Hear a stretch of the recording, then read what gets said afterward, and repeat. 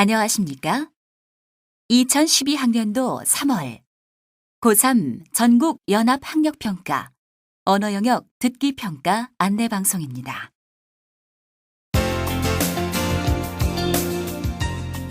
잠시 후 2012학년도 3월 고3 전국 연합 학력평가 1교시 언어영역 듣기평가 방송을 시작하겠습니다.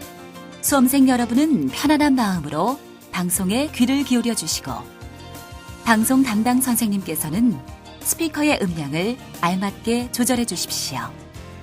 수험생 여러분은 답안을 작성하기 전에 반드시 답안지 왼쪽 해당란에 성명과 수험번호를 정확하게 기입하고 표기하였는지 확인하시기 바랍니다. 듣기평가 문제는 1번부터 5번까지입니다. 방송을 잘 듣고 문제지에 있는 5개의 답지 중에서 맞는 답 하나만 골라 답안지에 해당 달에 바르게 표기하십시오.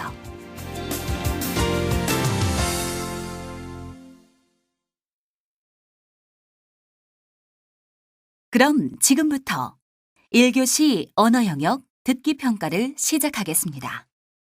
1번부터 5번까지는 듣고 답하는 문제입니다. 방송을 잘 듣고 답을 하기 바랍니다.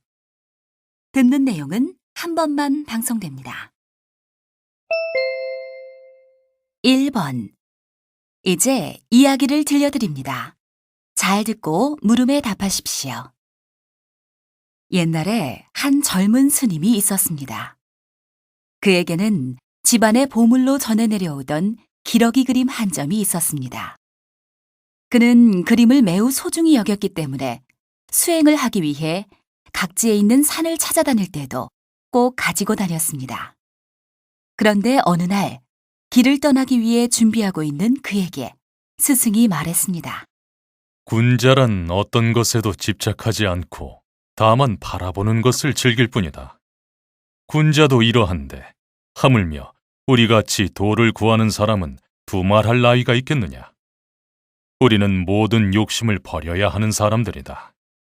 그런데 너는 도리어 또다시 그림을 갖고 길을 떠나려 하고 있으니 혹 수행이 부족한 것은 아니냐.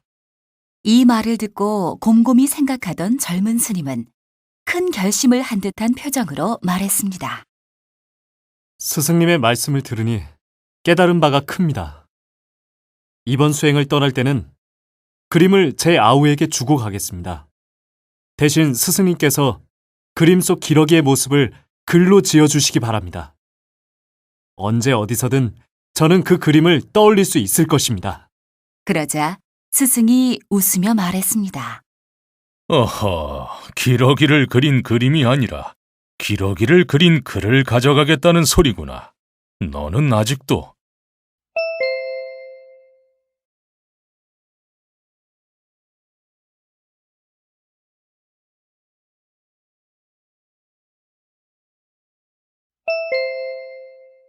2번. 다음은 강연의 일부를 들려드립니다. 잘 듣고 물음에 답하십시오. 여러분, 연극이나 뮤지컬을 관람하신 적이 있죠?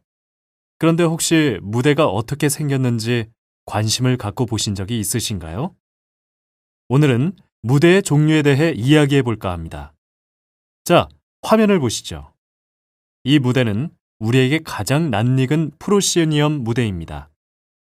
무대가 관객의 정면에 있고 무대와 객석이 확연하게 두 공간으로 분리되어 있죠.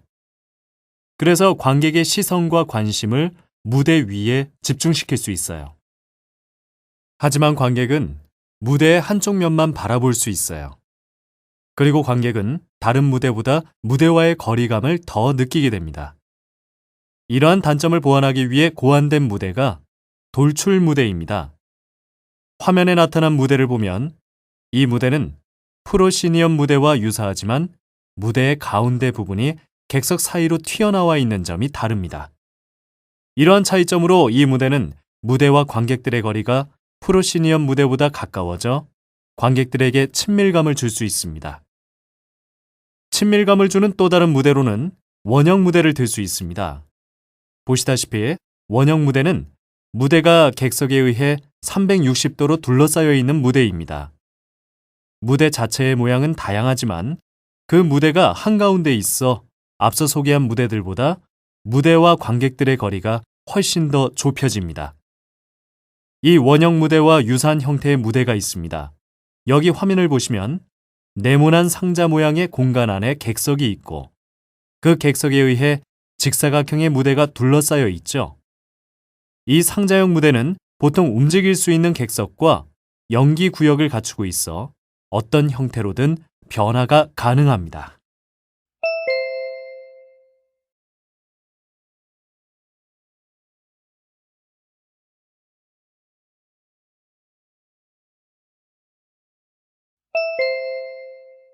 삼 번. 이제 삼촌과 조카의 대화를 들려드립니다.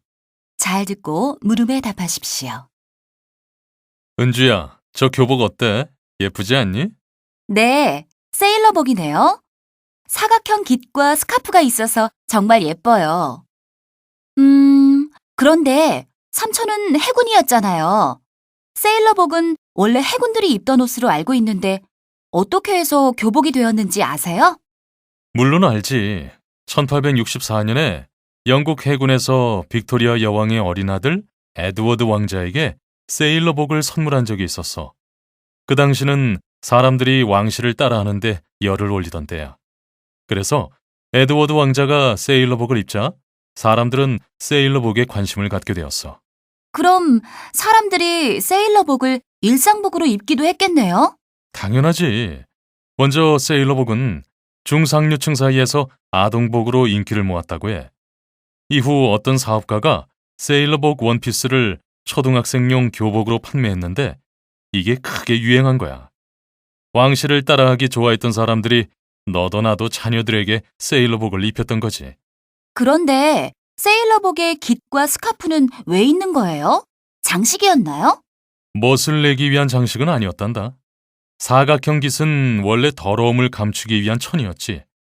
오랜 기간 항해를 하다 보면 흰색 제복의 등과 목둘레가 더러워지는 건 피할 수 없었거든. 그래서 커다란 깃을 어깨와 등 쪽에 덧댄 거야. 그리고 스카프는 땀을 닦는 타월이었대. 아, 그렇구나.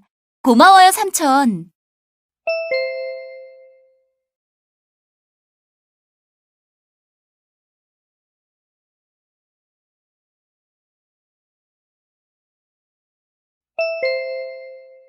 사 번과 5번. 이번에는 라디오 방송 대담의 일부를 들려드립니다. 잘 듣고 4번과 5번의 두 물음에 답하십시오. 키워드로 알아보는 사회 시간입니다. 오늘은 의료 서비스 시장의 특성에 대해서 알아보겠습니다. 김 박사님, 말씀해 주시죠. 일반적인 시장에서는 소비자가 선택할 수 있는 상품의 폭이 넓습니다. 목이 말라 사이다를 마시고 싶은데 사이다가 없다면 대신 콜라를 마시는 식이지요. 하지만 의료 서비스 시장은 다릅니다. 의료 서비스 시장에서는 음료수를 고르듯 아무 병원이나 아무 의사에게 갈 수는 없습니다. 의료 서비스는 일반 시장의 상품과 달리 쉽게 대체할 수 있는 상품이 아니라는 말씀이군요. 예, 그렇습니다. 의료 서비스라는 상품은 한정되어 있다는 특성이 있습니다. 우선 일정한 자격을 가진 사람만 의료 행위를 할 수 있기 때문에 의사의 수는 적을 수밖에 없습니다. 의사의 수가 충분하더라도 소비자, 즉 환자가 만족할 만한 수준의 병원을 설립하는 데는 매우 큰 비용이 들죠. 그래서 의사와 병원의 수는 의료 서비스를 받고자 하는 사람보다 항상 적을 수밖에 없습니다. 그래서 종합병원에 항상 그렇게 많은 환자가 몰리는군요. 저도 종합병원에 가서 진료를 받기 위해 오랜 시간을 기다린 적이 많습니다. 그런데 박사님, 병원에 따라서는 환자에게 불필요한 검사까지 권하는 경우도 있다고 하던데요. 그것은 정보의 비대칭성이라는 의료 서비스 시장의 특성과 관련이 있습니다. 의료 지식은 매우 전문적이어서 환자들이 자신의 증상에 관한 정보를 얻기가 어렵습니다. 그래서 환자는 의료 서비스를 수동적으로 받아들일 수밖에 없습니다. 중고차 시장을 생각해 보시면 될 텐데요. 중고차를 사려는 사람이 중고차 판매자를 통해서만 차에 관한 정보를 얻을 수 있는 것과 마찬가지입니다. 중고차 판매자는 중고차에 좋지 않은 점을 숨길 수 있으니 정보가 판매자에게 집중되는 비대칭성을 나타낸다고 보면 될까요? 맞습니다. 의료 서비스 시장도 중고차 시장과 마찬가지로 소비자의 선택에 불리한 구조로 이루어져 있습니다.